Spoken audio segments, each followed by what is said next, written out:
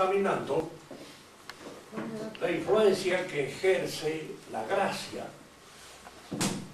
en las actividades del espíritu. Y en las dos clases anteriores habíamos visto esa influencia que se ejerce en el saber humano, en eso que en un sentido muy general y lato llamamos la ciencia, porque en la actualidad no se le llama ciencia a la filosofía y se le considera, qué sé yo, un bacaneo más o menos lujoso, pero no ciencia propiamente dicha, porque la idea que se tiene de la ciencia es una idea unívoca, es decir, son ciencias aquellas que responden a un método, a un sistema, a una lectura de tipo matemático, o que surgen de la experiencia concreta de las cosas, de la observación sensible, sea a ojo de buen cubero, o sea a través de los aparatos que me permiten observar los fenómenos. Aquellos fenómenos que no son observables, porque son puramente concebidos, comprendidos por la inteligencia, no entran en el radar de la ciencia según los criterios modernos. Y habíamos visto que efectivamente había varias ciencias, entre ellas la metafísica, la antropología y aquellas otras que dependen de principios metafísicos y antropológicos, podían ser, diríamos, intrínsecamente perfeccionadas por el conocimiento que da la fe.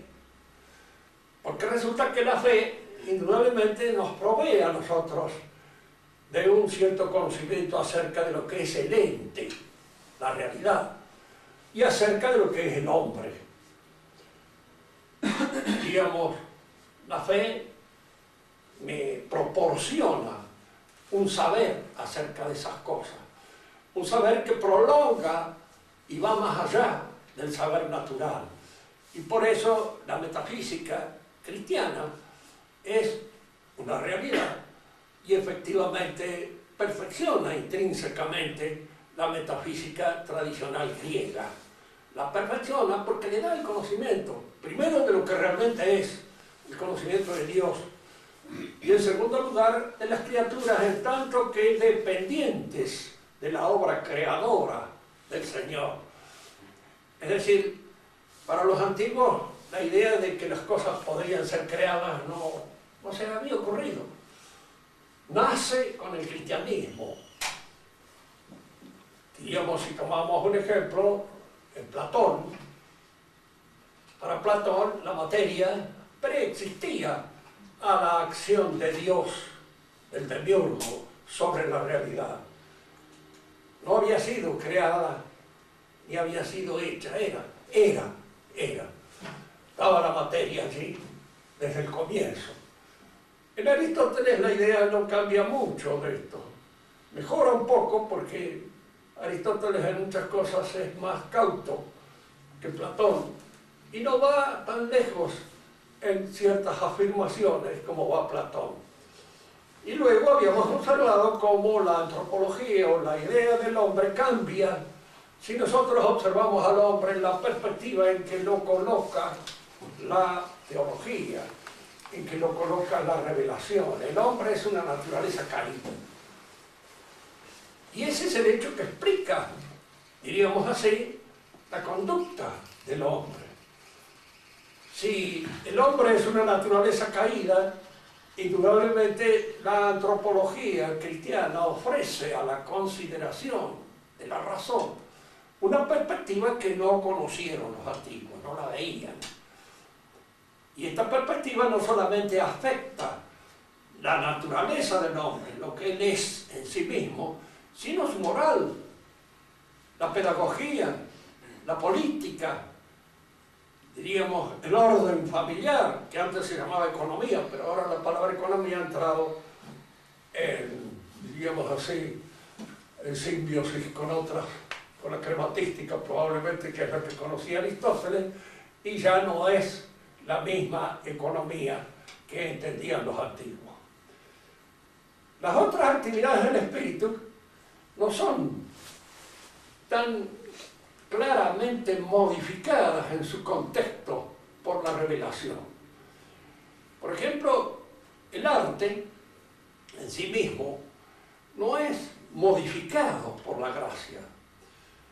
El arte es un hábito que se da, diríamos así, en ciertas facultades del hombre y que le permite obrar, actuar, fabricar, crear ciertas cosas. Crear acá en un sentido analógico del término, no en el sentido cabal, real, como crea Dios. Pero el hombre crea a través de las cosas. Y para eso constituye ciertos hábitos que se llaman precisamente hábitos artísticos. Ese hábito artístico, tan total, no es tocado por la gracia. Un hombre puede tener una gran habilidad para el trabajo manual, para la estatuaria, para la arquitectura o para cualquier otra construcción poética del hombre sin tener la gracia. Y la gracia no lo modifica intrínsecamente a esa capacidad. Puede modificar su inspiración. Y en este sentido podríamos hablar, sí, de que en la inspiración cristiana entran elementos de inspiración que no conoció el arte tradicional greco-latino. Pero, diríamos, son elementos extrínsecos al arte mismo. El arte cristiano tomó casi todo del arte griego. Los primeros, el pastor que lleva la ovejita arriba del hombro, era ya una forma de la estatuaria griega, antigua, conocida. El cristiano lo único que le añade es el símbolo, es decir, cómo convierte a esto en símbolo de una realidad trascendental, trascendiente, pero no lo modifica intrínsecamente al arte, no modifica intrínsecamente la música. Pero hay una cosa en la cual sí, el arte cristiano aporta una modalidad que el mundo antiguo no conoció. Y eso será en la misa. Fíjense esto, cuando nosotros hablamos de la misa, indudablemente, la misa a la que asistimos nosotros, con los medios estéticos modestos que podemos tener a nuestro alcance, no es la misa solemne que se da en el ámbito de una catedral, por ejemplo, en donde la arquitectura, en donde la escultura, en donde la misma visión a través de los vitrales, el mismo ámbito en donde resuena la música, todo eso crea un espacio y una estructura artística desconocida para el mundo antiguo. No la veía así. Es decir, allí todos estos artes se compenetran, porque en la misa solemne obra la arquitectura, es decir, la configuración del espacio en el cual se realiza el drama. Está el drama, y el drama es el sacrificio del hombre Dios que se da así en la misa. Luego esto viene acompañado con la música. De acuerdo con lo que dicen los que realmente saben, si hay realmente una música coral perfecta, es la música, diríamos así, del gregoriano. Es allí donde se da toda esta perfección, toda esta concurrencia de las artes. Concurre el drama, concurre la noción, la modificación del espacio hecha por el arquitecto, concurre la luz, concurren los elementos musicales, concurre el poema, concurre la visión de los colores, etc. Todas esas cosas contribuyen a este arte. Fíjense que en el mundo moderno a veces se ha intentado realizar una cosa semejante. Wagner tenía esta intención cuando, en cierto modo, Federico II de Baviera le hizo hacer el teatro de Bayreuth. Y él allí quería hacer una representación de esto, pero claro, faltaba lo esencial, es decir, la fe en eso que ocurría. Porque para nosotros el sacrificio del hombre Dios, con todos aquellos elementos que intervienen de carácter sobrenatural, es algo que indudablemente nos hace participar con toda nuestra fuerza, con todo nuestro espíritu en eso. Cuando se nos presentan héroes o figuras mitológicas, arqueológicamente, diríamos, revitalizadas, más por la buena voluntad que por la fe que nosotros ponemos en lo tenemos. Es indudable que, yo no sé por qué, claro, soy muy poco músico, y en general la música de Wagner me ha aburrido poderosamente toda mi vida, pero eso es deficiencia mía. Una de las imbecilidades que indudablemente confieso, las tengo. Pero, de cualquier modo, esos personajes que aparecen mitológicos no son parte de la fe de uno. Son de la fe de nadie, ni de Wagner siquiera. Wagner los había inventado. De alguna manera sabía él también que los inventaba y los traía a colación un poco a la fuerza. Lo que interesa aquí es ver cómo ese arte cristiano de alguna manera trató en el futuro a los artistas de imponer una cosa semejante, de imponer algo parecido. Fíjense que esto que sucede con el arte va a suceder con la política. El mundo moderno es cuando aparece el Estado reclamando para sí una serie de funciones que son parte de la Iglesia, que no son del Estado.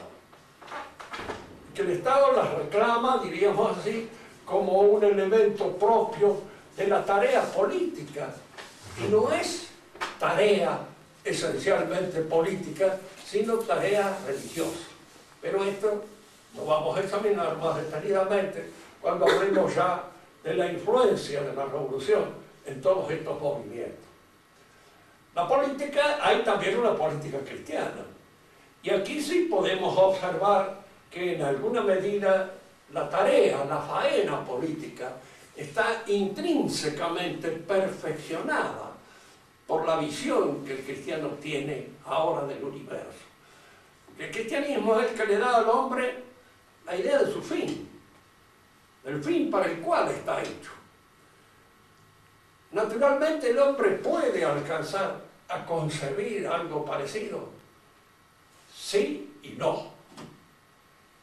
Sí, porque a través del conocimiento el hombre se da cuenta de que el hombre está hecho para Dios, para conocer a Dios. Y esto los griegos lo sabían. Pero el elemento gratuito que introduce precisamente la gracia, ¿qué quiere decir esto? Gratis data, algo gratuito, algo que no está reclamado por nuestra naturaleza, algo que Dios nos da por su cuenta, en función de su generosidad, para sobreelevar nuestra naturaleza a un contacto sobrenatural con la divinidad. Esto se da en la política cristiana. Fíjense que la perversidad de toda nuestra época, de la época moderna, de la época revolucionaria en la cual nosotros vivimos, en la cual indudablemente estamos inmersos, y en la cual, lo digo por experiencia propia, nos cuesta salir de esas influencias. El trabajo que nos cuesta dejar de ser liberales, y no solamente que me cuesta a mí o porque esto no es laico, lo que les cuesta a los sacerdotes, lo que les cuesta a, diríamos, a los grandes dignatarios de la Iglesia. En la Argentina la mayor parte, diríamos así, de su clero ha sido siempre liberal, y por eso jamás ha habido por parte de la Iglesia una lucha clara, precisa, categórica, en contra de la invasión de las nuevas ideas. Al contrario, ha habido una colaboración en favor de esas nuevas ideas y en favor de ese liberalismo que en la oscura suele ser vergonzante. Es decir, no que dé vergüenza, sino que están hechos con vergüenza. Están hechos con vergüenza y con parte de él, pero están hechos así. Siempre le decía yo a un amigo sacerdote que quería entrar en política también, como el padre Farinero. Decía, mire, usted va a entrar en concurrencia con sinvergüenzas que tienen 24 horas para pensar en reventar al prójimo. Y usted, si es cura, no tiene nada más que 22, porque 2 horas va a perder, dando la misa, o haciendo confesiones, o haciendo cualquier otra cosa, si es que las hace. Y entonces los otros le llevan 22 horas de ventaja. Ellos siempre van a ser mejores sinvergüenzas que usted. Usted nunca va a poder realizar la sinvergüenzaría tal como ellos la realizan, porque son especialistas y tienen dedicación full time a las cosas que usted no. Esto me hace recordar a esa anécdota que cuenta Anatole France, en uno de los libros más lindos de él, que se llama El Olmo del Paseo, L'Orme du Mal. Muy lindo el libro, porque hace hablar a un sacerdote, a un candidato al obispado, que por supuesto no va a salir porque era demasiado inteligente, y los hermanos Tres Puntos que manejaban la política en ese momento no tenían bien fichado, y de ninguna manera iba a salir, tenía que salir un imbécil, que era lo que ellos buscaban realizar. O sea, hay una discusión entre cuál era peor dentro del pueblito en el cual se movía, si el diputado socialista o el obispo. Entonces el sacerdote le dice, no, mire, dice, siempre peor es el diputado socialista, porque el otro dice, por lo menos 3 veces dice la verdad durante el día. Hombre, le dice, no me parece posible. ¿Cuándo dice la verdad? Cuando dice, non son digno, non son digno, non. 3 veces dice la verdad. Entonces, cosas del diputado socialista no la dice ni en sueño, en ningún momento. De manera que esto, y lo dice así, con la convicción plena y profunda con que lo decimos todos nosotros, no somos dignos. ¿Por qué? Porque efectivamente no lo somos. Y de alguna manera tenemos así la absoluta seguridad de que no somos dignos. La política cambia su perspectiva con el advenimiento del cristianismo. Fíjense que para el pensamiento antiguo, pagano, tradicional, no es que la política y la religión fueran cosas completamente separadas. Al contrario, estaban tal vez más unidas de lo que deben estar. Hay una cosa que nos va a permitir entender bien de esto. Para nosotros los cristianos, el mundo y Dios, hay entre uno y otro un espacio que está, diríamos así, transitado por la voluntad libre de Dios que crea el mundo de la nada. Lo crea porque quiere y porque es su libertad quererlo. El hombre antiguo se imaginaba el principio creador, a lo cual llamaba divino, que podía ser el primer motor inmóvil en Aristóteles, como relacionado con el mundo en un doble sentido necesario. Aclaremos esto. Para nosotros el mundo depende necesariamente de Dios, pero Dios no crea necesariamente al mundo. Lo crea porque quiere. El sol nos ilumina, pero no porque quiere, de acuerdo a lo que conocemos nosotros. Y yo estoy de acuerdo con eso, sí, por lo menos esos escasos conocimientos que tenemos acerca de la realidad solar, es de que ilumina, le guste o no le guste. Entonces, de alguna manera, entre el último rayo del sol y el sol, hay una relación de dependencia y de necesidad mutua, porque el último rayo del sol depende necesariamente del sol, y el sol no puede sino producir esos rayos con los cuales ilumina a la naturaleza. El primer motor inmóvil de Aristóteles estaba en esta relación de dependencia con el mundo. Creaba el mundo porque no podía hacer otra cosa. Es decir, ponía en movimiento al mundo. Era el primer motor inmóvil que sostenía el movimiento total de la realidad. Y lo sostenían necesariamente, porque era su naturaleza, estaba impuesto por él.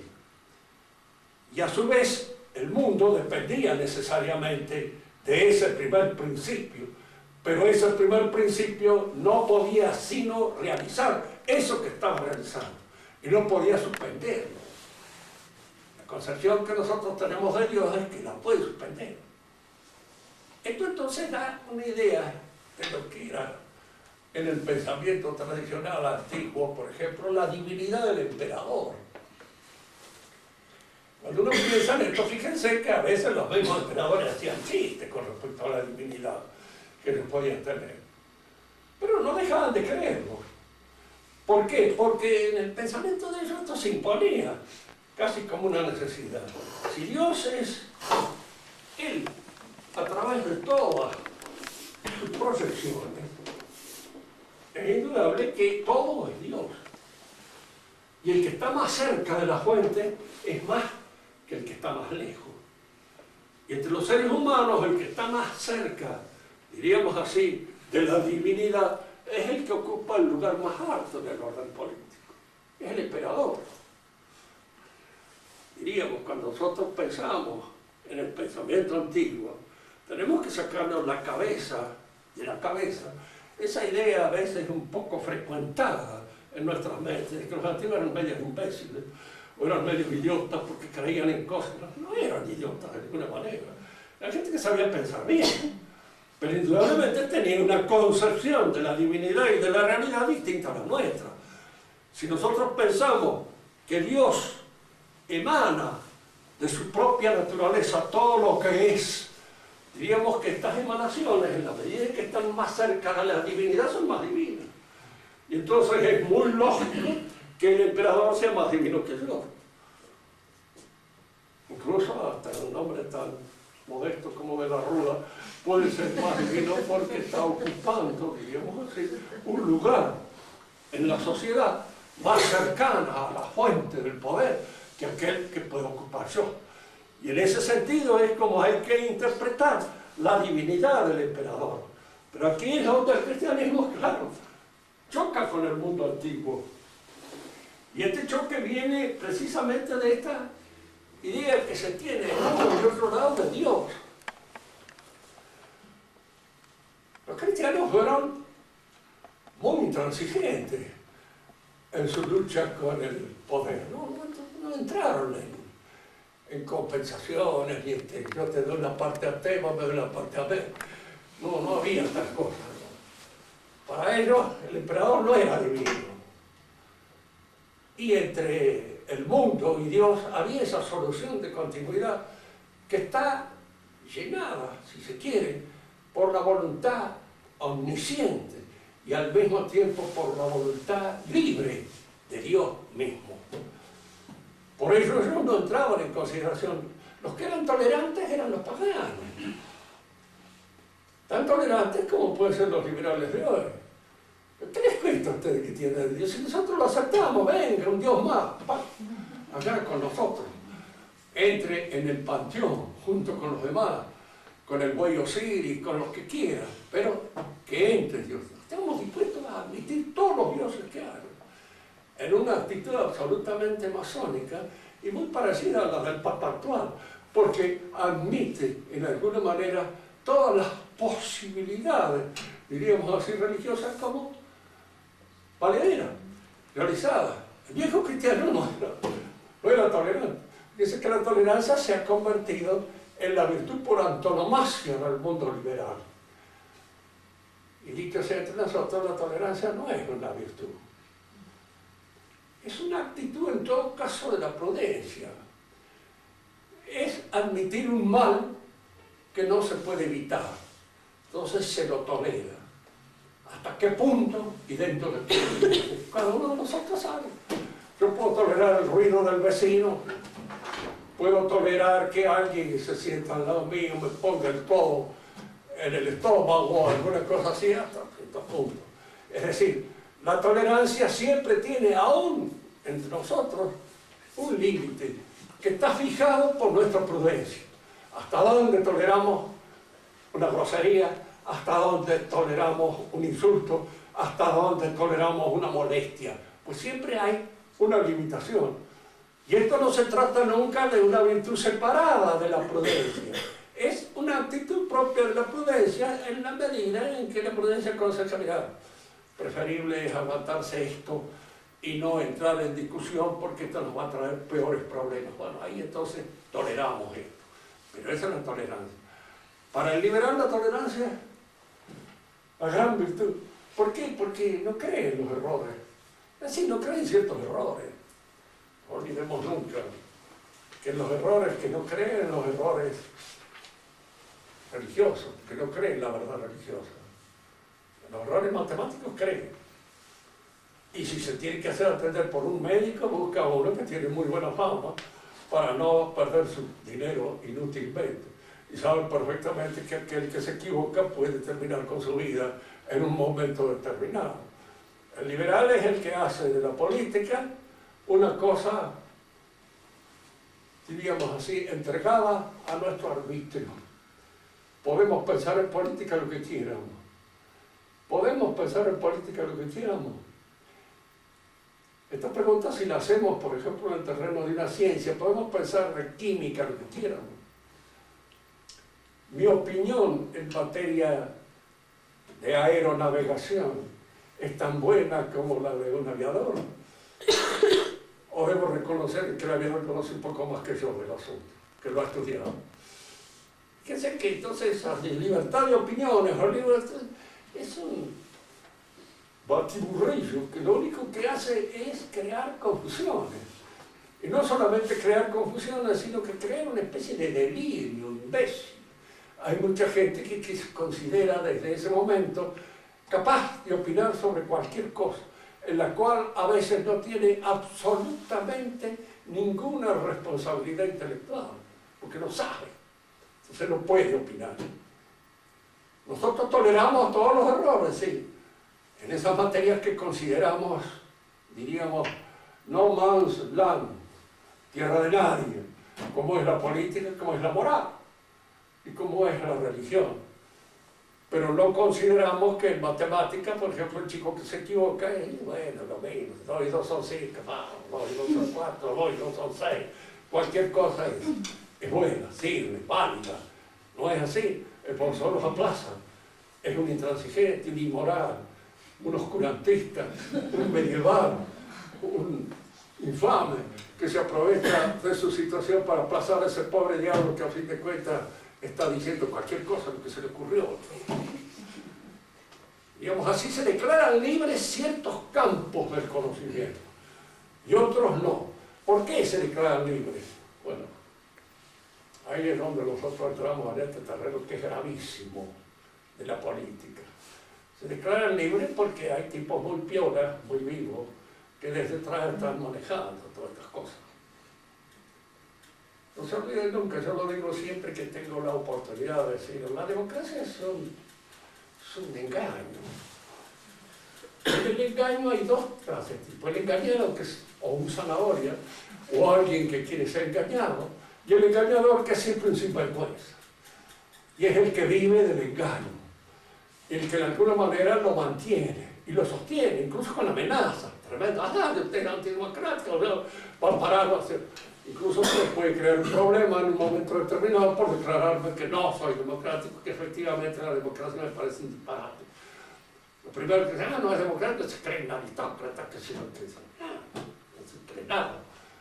La mentira es esa, que ustedes manejan y gobiernan y usan de alguna manera por interés propio y para mantener sus propios intereses en la realidad.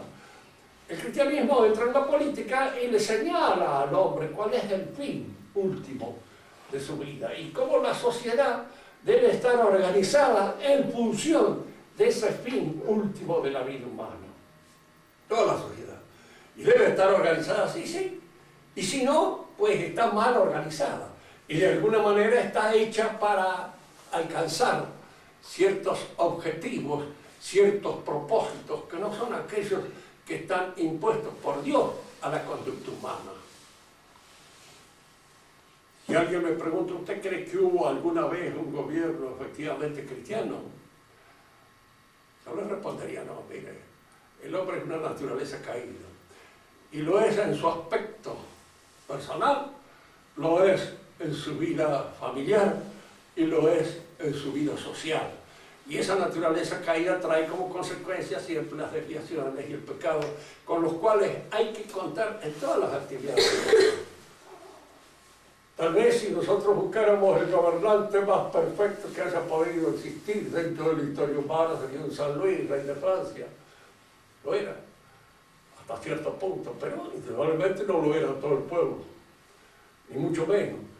Y había allí, diríamos así, una organización perfecta como la que puede darse en el cielo con los bienaventurados. Por supuesto que no, ni mucho menos. Como me decía una vez un alumno, dice, para usted en la Edad Media entonces no habría pecado. No, le digo, habría pecadores y buenos, robustos, fuertes, que en alguna medida pecaban con toda gana y con toda vitamina. Y en la actualidad hay unos pobres pecadores infelices, a veces que da lástima ver de los pecados que cometen. Pero en aquella época había pecados auténticos, cabales. Le digo, como son los pecados de aquellos que creen, tío, y que temen. No se olviden nunca de eso. Ya decía una vez un español que había ido en un encuentro un poco gentil con una dama en Alemania. La dama lo invitó a pasar a su casa también, y la dama se puso a tejer las cosas. Dice, mire, espérenme un momentito que voy a... Entonces el español dice, dice, yo no vengo a estar en la casa de familia, si yo vengo a pecar. Dice, no vengo a estar en la casa de familia. Y de alguna manera quería indicar de que él tenía conciencia perfecta del pecado, y no ese adorno un poco de floripondio con que al pecado se lo quería, diríamos así, endulzar. No hubo nunca un gobierno perfecto, no hubo jamás un gobierno, diríamos así, en los cuales todos los hombres fueran santos. No hay tal cosa. Y no solamente no hay tal cosa, sino que en política a veces ciertas porquerías son necesarias. Hay que echar manos de ellas. Es decir, usted no puede, me decía una vez un comisario de policía, cuando yo trabajaba en la policía, y una vez vi darle una mazurra a un tipo que lo dejaba quieto. Le digo, pero esto es necesario, le digo. No, me dice, pero si vos encontrás la manera de conseguir que te confiese de otro modo, me avisás. Dice, ¿por qué lo vamos a usar? Dice, pero por el momento la única que suponemos que es buena es esta. Y no hay otra. Y si no, no averiguamos nada. Dice, anda, muchacho. Dice, usted va a creer que hacemos una buena policía con chicos de primera comunión. Dice, no, la buena policía tiene individuos embromados y duros, que son los que la constituyen y son los que la hacen útil, porque si no, no es útil. Es una pobre cosa de tipo que anda pidiendo disculpas porque llevan un revólver en la cintura. Fíjense, esto es importante. Los escolásticos llamaban a estas cosas que son malas, pero que pueden ser útiles, mere utilia, meramente útiles, así, pero que sirven. Todavía este comisario daba un ejemplo muy criollo, que decía, el adobe se liga con bosta, decía él, pero hay que poner bosta lo suficiente como para que no dé mal olor en las habitaciones, es decir, hay que usarla, pero se usa poco, con cierta modestia, porque si no se echa a perder. Lo mismo, diríamos, el echar mano de cierta gente dura es a veces peligroso, pero hay que saber ubicarlas y tenerlas en el lugar que le corresponde. Digo esto porque a veces cuando se habla de la conquista de América se habla de los abusos que cometen. Los únicos que no cometen abusos son los que no pueden. Y los que pueden siempre generalmente abusan. Y si tienen fuerza, abusan de la fuerza. ¿Y qué otra cosa van a abusar? No de aquellos que tienen y de aquellos que poseen. Es indudable que la conquista española no fue hecha pura y exclusivamente con santos. Hubo santos, pero había también individuos que van a saber de dónde el diablo los arrancaban.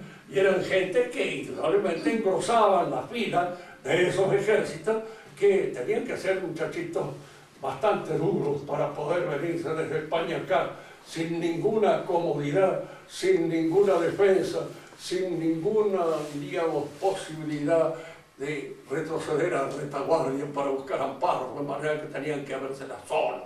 Y lógicamente muchos de ellos eran hombres de una gran dureza, de mucha dureza. Con eso se hace la conquista. ¿Qué quieren? ¿Quieren hacer una guerra con quién? Con gente que juega al corso y se tira flores. O sea, indudablemente no es posible. Siempre en estas cosas hay que tener en cuenta esos aspectos de la realidad. La realidad impone muchas veces la existencia del verdugo.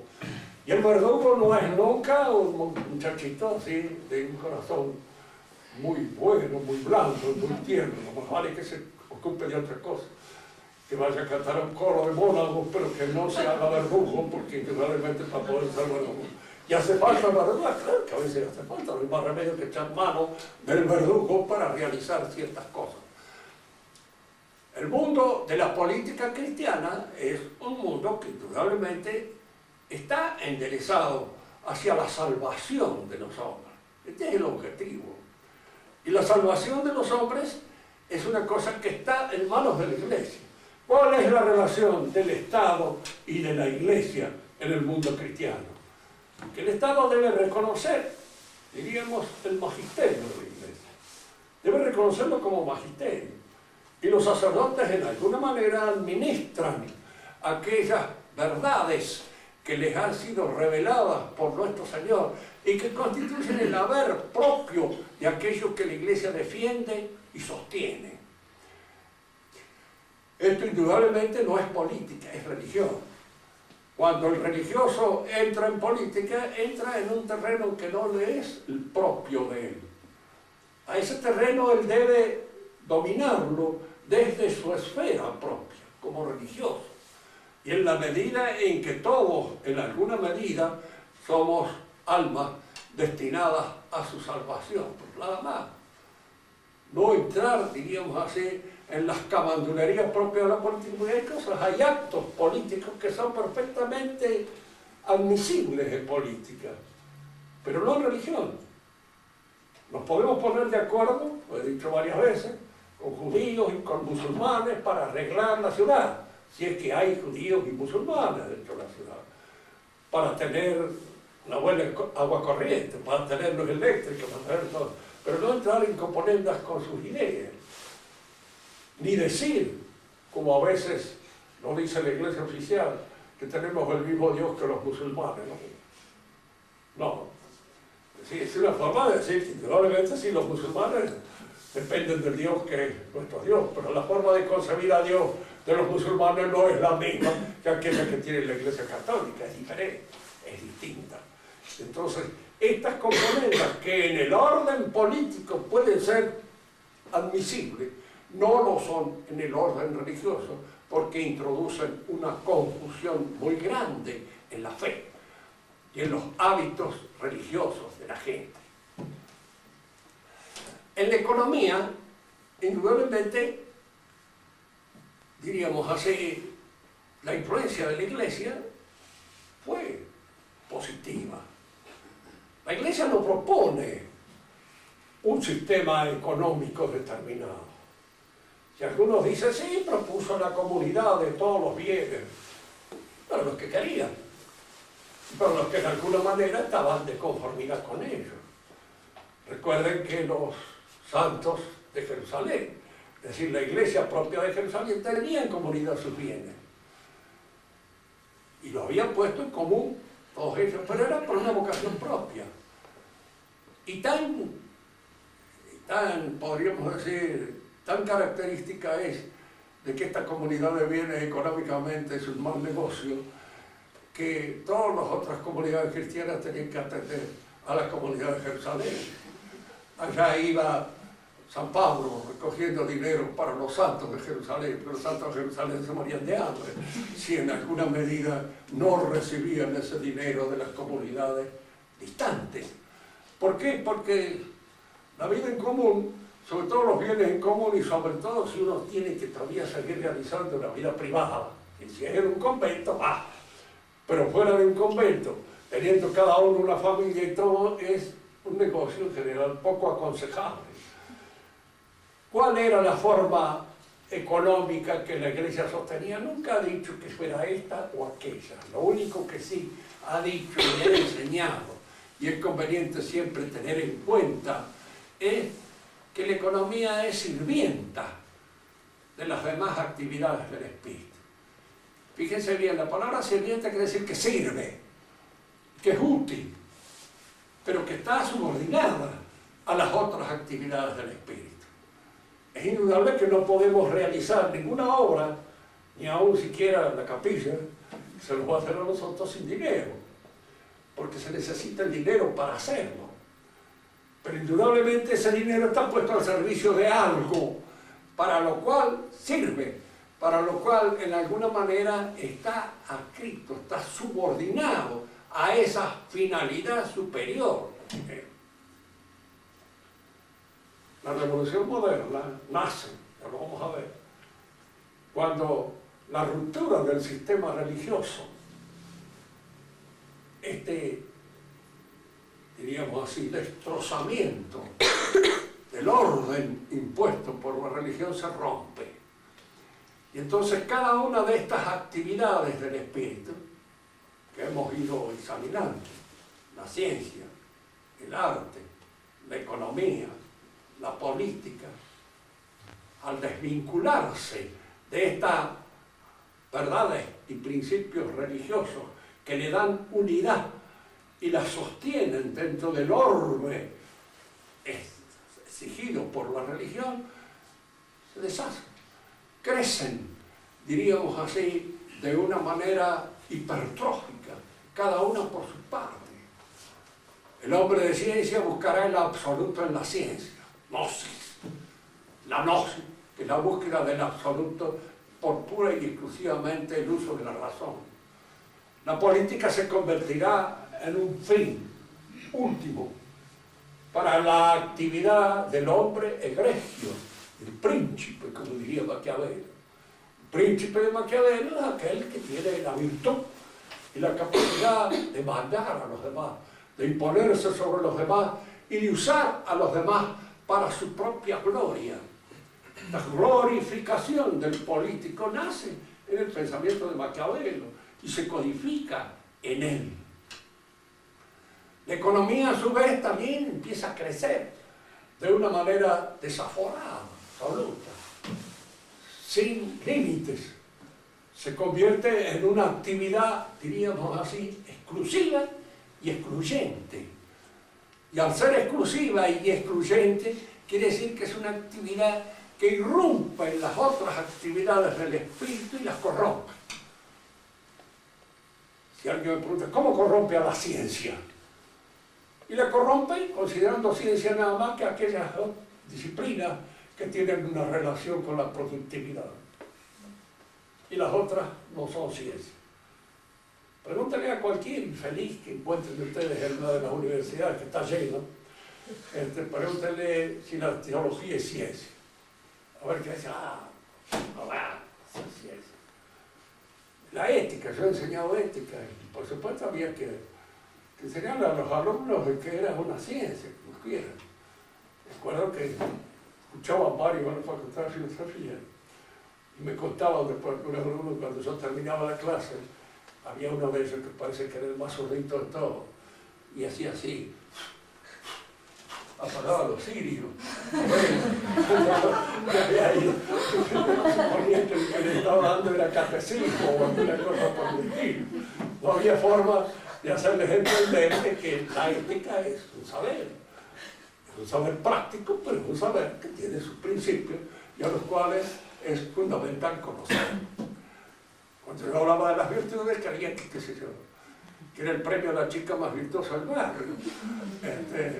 Bueno, es cierto, yo no voy a caer en esa definición de la Torre France, que dice, la virtud es como las aves de rapiña, solo existen las ruinas. Así, solo viven las ruinas, no. Tal vez los premios de virtud a veces son dados a las chicas muy feas que no tienen posibilidad de dejar de ser virtuosos, pero no siempre es así. Son ciencias. Pero si uno le dice a esta gente que está ahora impregnado por ese economicismo, fíjense que la revolución es esto, el economicismo. ¿Quién lo dice? Lo dice Marx, un especialista en revoluciones. A ver, puede discutir con él que no lo haya sabido. ¿Y quiénes son los hombres que inician la revolución? Los financieros. Pero ¿usted está seguro de que son los financieros? Sí, usted estudie de las revoluciones por donde quiera y por donde las agarre y se va a encontrar con la finanza como causa principal del movimiento revolucionario. ¿Y por qué las finanzas quieren en un momento determinado ese cambio en la estructuración social de la sociedad antigua? Porque para la finanza aquello que no se puede comprar no sirve, no existe. ¿Y qué es lo que no se podía comprar? Por ejemplo, no se podía comprar la nobleza.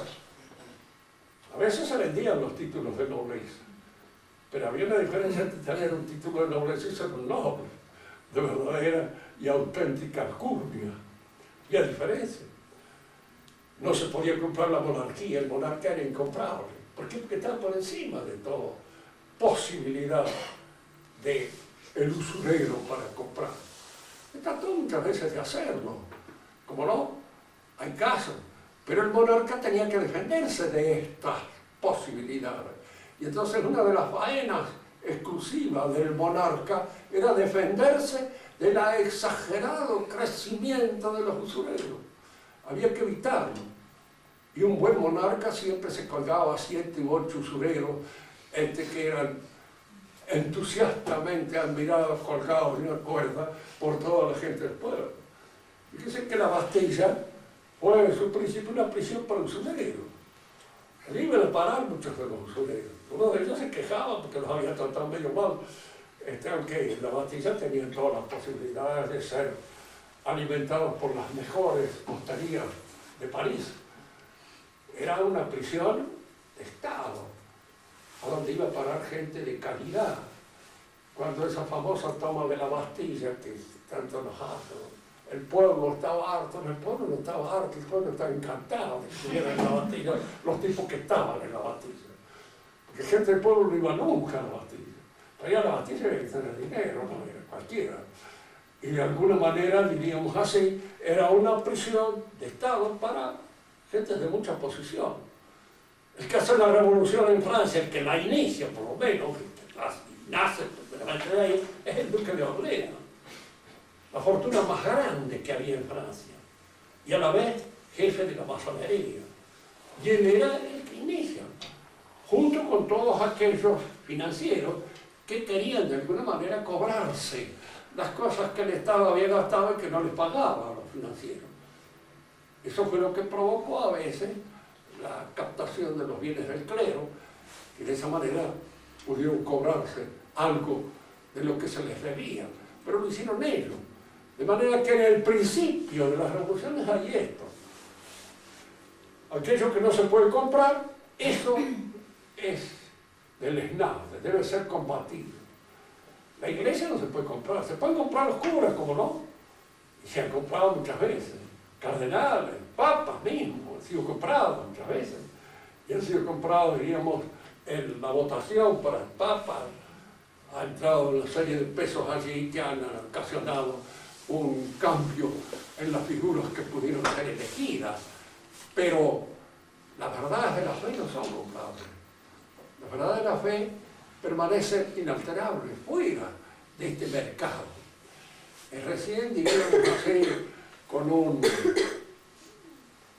pastor tan amplio y tan grande como Billy Graham, que él decía que sí, Dios era un producto vendible y había que saber venderlo. Y para saber venderlo había que establecer una publicidad que de alguna manera permitiera la venta.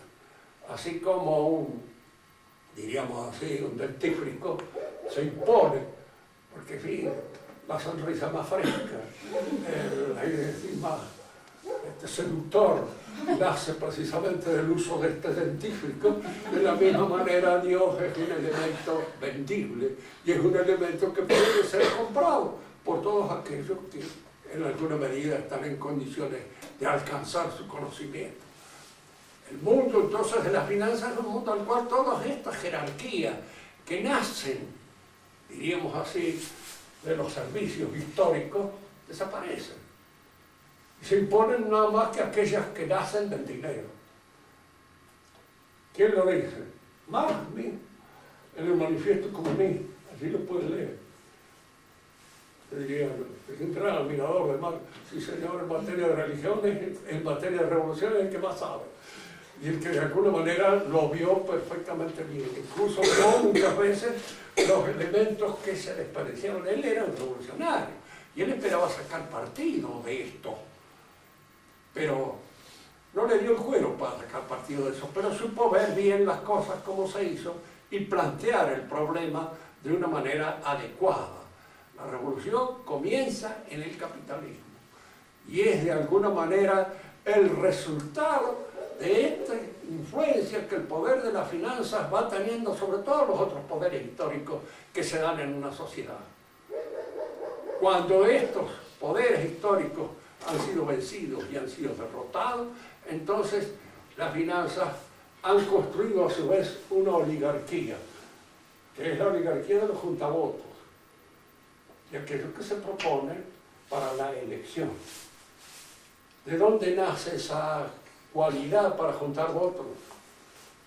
De la charlatanería, de la posibilidad de prometer cosas que realmente se sabe que después son nulas. No se olviden nunca que toda revolución se provoca, los que logran el triunfo dicen esta no ha cumplido con las finalidades que se propuso, pero la que viene es así, esa va a cumplir con todas las finalidades, y la que viene va a ser cualquiera, es decir, no va a cumplir nada. Va a haber un montón de gente que va a engrosar con ella, que va a enriquecer, y que después, indudablemente, diríamos, cuando las cosas se ponen muy feas y que ya no hay más orden en la calle, entonces la mayor parte de los que se han enriquecido de la revolución llaman al milico para que le saquen el terror de encima. Ese milico se llamó en una época Napoleón Bonaparte. Y a Napoleón Bonaparte concurrieron todos los podridos que habían hecho plata en el ejercicio de la revolución. ¿Por qué lo eligieron a él? Porque militarmente era un individuo de primera. Y a la vez parecía medio imbécil. Parecía. No lo era, ¿no? Pero después se dieron cuenta tarde, ¿sabes? Él no era tan tonto como ellos pensaban. Pero era un enamorado como un cadete de una loca conocida en todo París, que era la Josefina Beauharnais, y que la manejaba, la administraba el director en esa época de la revolución, que era el vizconde de Barras, un individuo muy cínico. Este es pan comido para nosotros, papita para el lobo. Entonces, allá lo ponen a él en la casa, porque de una vez que le ofrecen el primer consulado como una especie, diríamos así, de representación puramente figurativa y honorífica, Napoleón dice, no, esto no es para mí. Yo quiero ser acá el jefe y todos ustedes van a seguir. Y así fue. Él fue el que encauzó la revolución por un orden que él impuso. Malo, pero era un orden. Al fin de cuentas, la policía en un momento determinado puede imponer en la calle un orden. No es el orden moral que nos gustaría que existiera, pero es el orden policial. El que en un momento determinado puede sustituir al orden moral. Y no olvidemos que cuando el termómetro de la religión baja, dijo Goloso Cortés, el termómetro policial aumenta. Hay que tener cada vez más policías para sujetar a la gente, porque cada vez se sujeta menos, porque no tiene sujeción interior. En la próxima clase seguiremos con esto hasta entrar en el recinto ya de la época revolucionaria y ver efectivamente cómo muchos aspectos de la Iglesia son tomados por la revolución. La idea de la transfiguración del hombre que está en San Pablo, la gracia nos transfigura y nos hace cristianos. Bueno, es la idea que tiene todo democrático.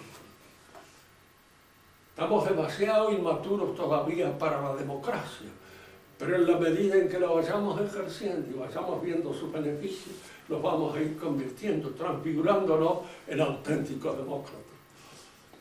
¿Qué otra idea tienen los comunistas? El advenimiento del comunista, es decir, del hombre que ya no reconoce mío ni tuyo, que procede en función puramente colectiva. Nunca jamás se dio eso, pero en alguna medida es la utopía en función de la cual el movimiento comunista obra, persiguiendo ese espejismo, que es un espejismo teológico. La gracia es la que nos transfigura de alguna manera, y eso es lo que nos transfiguramos en el hombre que se hace uno ya con Cristo, en el otro mundo. En este no lo logra.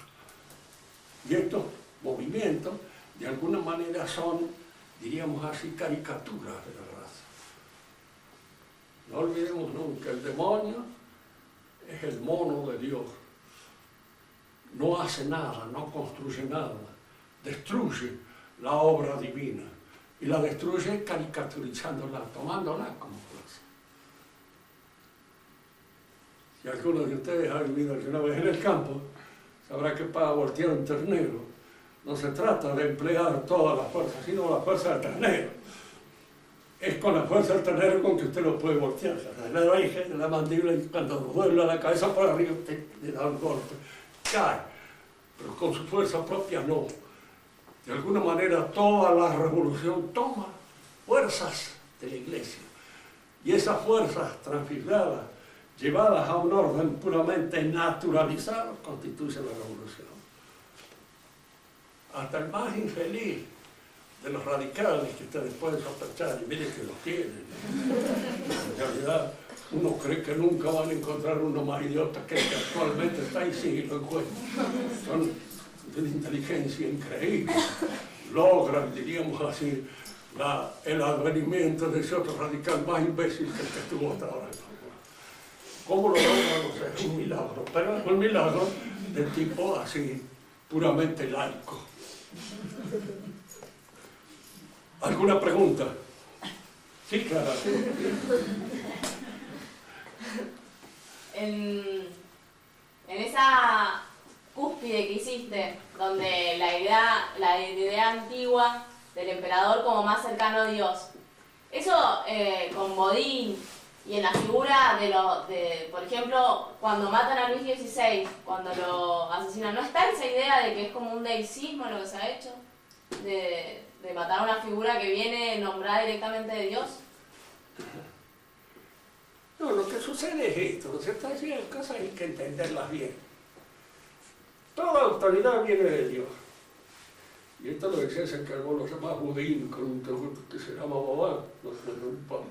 Toda autoridad viene de Dios. ¿Cómo viene de Dios? En primer lugar, porque la autoridad es conocimiento. Y a la autoridad la da el conocimiento. Tiene autoridad el que sabe. Y el que no sabe no tiene autoridad. Yo tenía un amigo mío que decía, en la Argentina, dice, es donde se da siempre este hecho. El saber no ocupa lugar, dice, porque no hay nunca un tipo que sepa que esté en el lugar que le corresponde. El saber no ocupa lugar. La autoridad viene del conocimiento. Y el conocimiento es, en alguna medida, nuestra relación participada con Dios. Porque conocemos las cosas que Dios hace. De manera que un mayor conocimiento es una mayor participación con la verdad divina. Y si es una mayor participación con la verdad divina, toda autoridad es, de alguna manera, proveniente de Dios. De ahí viene. ¿Entiendes? Porque no hay que buscar las cosas así estrafalarias como si Dios iluminara a este. Y en este momento la autoridad máxima nuestra, que es el presidente de la nación, es un iluminado. Sabemos que no es iluminado por nada, pero de alguna manera, si algo carece de autoridad, porque no tiene el saber que corresponde a su actividad propia. Una autoridad médica es un médico que sabe. Esa es una autoridad médica. El que gobierna debe tener autoridad en aquello que gobierna, es decir, debe tener conocimiento, claro, de lo que debe hacer. Y si no lo tiene, no tiene autoridad. Pierde autoridad, porque no tiene el conocimiento. Pero el conocimiento es una participación con el conocimiento divino. Fíjense que aún en el orden familiar, el padre que tiene autoridad es el que hace las cosas que todos entendemos que son aquellas que tiene que hacer para el bien común de la familia. No para su capricho personal, porque cuando empieza a prevalecer el capricho sobre las exigencias del bien común, uno se da cuenta de que allí hay algo que está pasando y que algo no anda, porque el capricho no es antojo, a mí se me antoja. Usted, ese no es autoritarismo, eso es simplemente prepotencia o mandonismo. La palabra autoritarismo no tiene sentido. Nadie se pasa inteligente, ni nadie se pasa de conocer demasiado, ¿no? De no conocer sí, porque es el defecto aquí lo que amenaza a la autoridad, no el exceso, porque no hay exceso de autoridad. Que toda autoridad debe tener a su vez poder, bueno, eso es otra cosa, sí debe tenerlo, porque si no, no puede ejercerse bien. ¿Entiendes? Es decir, no hay que pensar en cosas así como que esto ha sido enseñado, como que Dios, no, señala este, no. Porque en un momento determinado la gente sigue a este caudillo? Porque le reconoce conocimiento en las cosas que busca. Y se pliega a ese conocimiento. Nosotros vemos en toda nuestra historia nacional, los caudillos, era la gente que manejó un poco al pueblo nuestro, sobre todo al pueblo campesino. Y porque eran aquellos que comprendían cuáles eran las necesidades y las exigencias de este pueblo. Y estaban en contacto con ellos y las querían. El Chacho Peñalosa, tan mal señalado por Sarmiento, creía que era un paisano bruto. No era ni tan bruto ni tan paisano como a veces pensaba Sarmiento. Era un hombre que sabía y conocía su pueblo y era de un desinterés a toda marcha, de esos que ya no existen más. Era otra pregunta.